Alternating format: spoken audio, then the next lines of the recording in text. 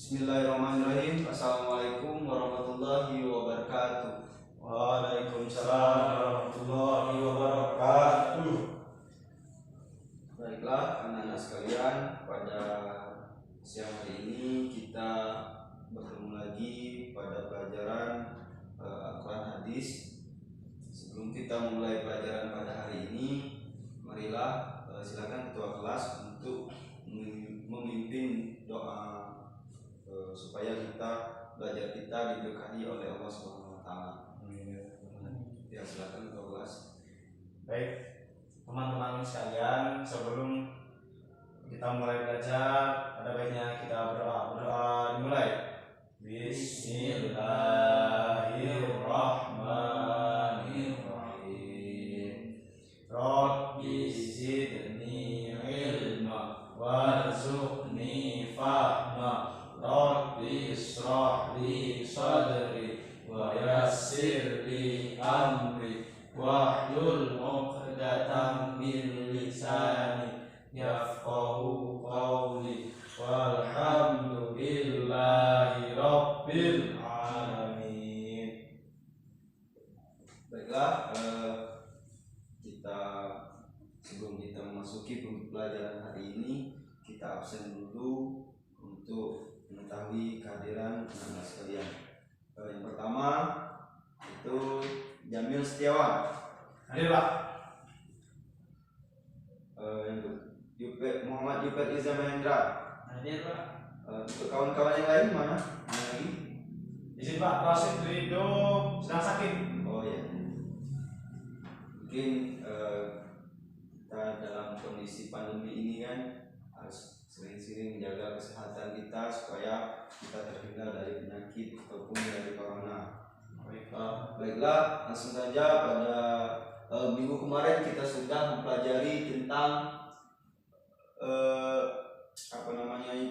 tentang surat, memahami isi kandungan surat Al-Ikhlas. Nah, pada hari ini kita akan mempelajari tentang memahami isi kandungan surat Al-Qari'ah dan Al-Zalzalah tentang fenomena alam. Baiklah, pada hari ini kita tidak mempelajari semua dua surat ini, tetapi kita mempelajari salah satu suratnya saja, yaitu tentang surah Al-Zalzalah. Ada yang tahu apa arti surah Al-Zalzalah? Saya Pak. Ya. Kalau tidak salah, Al-Zalzalah itu keguncangan katanya Pak. Ya, Al-Zalzalah artinya guncangan.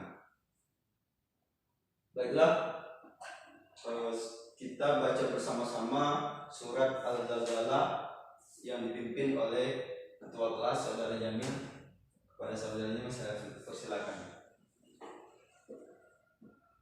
A'udzu billahi minasy syaithanir rajim. Bismillahirrahmanirrahim. Idza zulzilatil ardu zilzalaha wa akhrajatil ardu athqalaha wa qalal insanu ma laha yauma idzin tuhadditsu akhbaraha bi anna rabbaka awha laha yauma idzin yasdurun nasu ashtatan liyuraw a'malahum faman ya'mal mithqala dzarratin khairan yarah wa man ya'mal mithqala dzarratin syarran yarah. Shadaqallahul azim. Baik, itulah tadi kita sudah baca bersama-sama surat Al-Zalzalah yang artinya guncangan, yang mana surat Al-Zalzalah ini menceritakan fenomena alam akan terjadinya hari kiamat. Surat Al-Zalzalah ini terdiri dari 8 ayat. Tadi sudah kita bacakan bacaan surat Al-Zalzalah. Sekarang ada yang tahu arti per ayat dari surah Al-Zalzalah ini? Belum tahu saya Pak. Belum tahu. Baiklah, Bapak akan menjelaskan arti dari surah Al-Zalzalah. Yang pertama, ayat pertama, yaitu apabila bumi digoncangkan dengan goncangan yang dahsyat. Jadi nanti pada fenomena tersebut bumi digoncangkan dengan goncangan yang sangat dahsyat. Selanjutnya ayat kedua artinya, dan bumi telah mengeluarkan beban-beban berat yang dikandungnya. Jadi pada saat guncangan itu nanti bumi mengeluarkan beban-beban berat yang ada di dalam kandungannya, baik itu harta timbunan, larva, dan lain sebagainya. Yang ketiga, dan manusia bertanya, mengapa bumi begini? Melihat fenomena tersebut, manusia bertanya-tanya, mengapa keadaan bumi menjadi begini? Nah, pada ayat keempat, pada hari itu bumi menceritakan beritanya. Jadi pada ayat keempat ini menjelaskan bahwasanya bumi hari ini menceritakan beritanya. Karena sesungguhnya pada ayat kelima, karena sesungguhnya Tuhanmu telah memerintahkan yang sedemikian itu kepadanya. Jadi Tuhan atau Allah Subhanahu wa taala telah memerintahkan bumi untuk membuat keadaan seperti itu, yang seperti guncangan yang sangat dahsyat itu. Nah, pada ayat ke-6, pada hari itu manusia keluar dari kuburnya dalam keadaan bermacam-macam, supaya diperlihatkan kepada mereka balasan pekerjaan mereka. Jadi pada hari guncangan tersebut bumi mengeluarkan beban-beban berat, bumi menceritakan beritanya. Pada hari itu manusia yang sudah mati ataupun lain sebagainya itu keluar dari perut bumi dalam keadaan bermacam-macam, seperti sebagaimana amal-amal yang diperbuatnya di muka bumi sebelum manusia tersebut meninggal. Nah, pada ayat ke-7, barang siapa yang mengerjakan kebaikan seberat zarah pun, niscaya Allah akan melihatkan balasannya. Jadi barang siapa bagi kita yang melakukan kebaikan sebesar biji zarah pun, biji zarah itu merupakan biji, kalau tidak salah biji yang paling kecil, niscaya Allah akan memperlihatkan balasan terhadap perbuatan tersebut. Nah, dan di ayat ke-8, kebalikan dari kebaikan, dan barang siapa yang mengerjakan kejahatan sebesar biji zarah pun, niscaya Allah akan memperlihatkan balasannya. Jadi ayat 7 dan ayat ke-8 ini merupakan suatu tanggung jawab dari setiap perbuatan manusia yang akan diperlihatkan oleh Allah Subhanahu wa taala di hari perhitungan nanti. Baiklah, untuk arti surat Zalzalah ada yang belum dipahami? Anak-anak sudah paham, Pak? Sudah paham? Nah, selanjutnya yaitu isi kandungan dari surat Al-Zalzalah.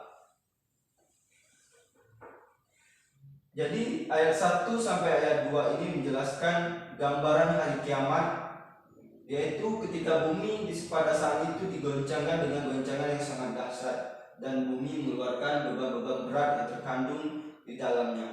Jadi pada saat itu, ketika mau terjadinya hari kiamat, bumi terjadi goncangan yang sangat dahsyat, dan bumi pun mengeluarkan beban-beban berat di dalamnya. Ayat ketiga sampai ke-6 menjelaskan waktu terjadinya goncangan itu bumi mengeluarkan segala hal yang terjadi padanya.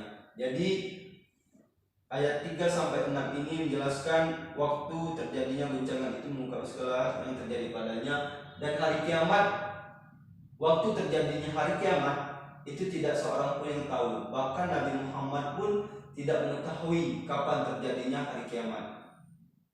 Dan ayat 7 dan ayat 8 ini merupakan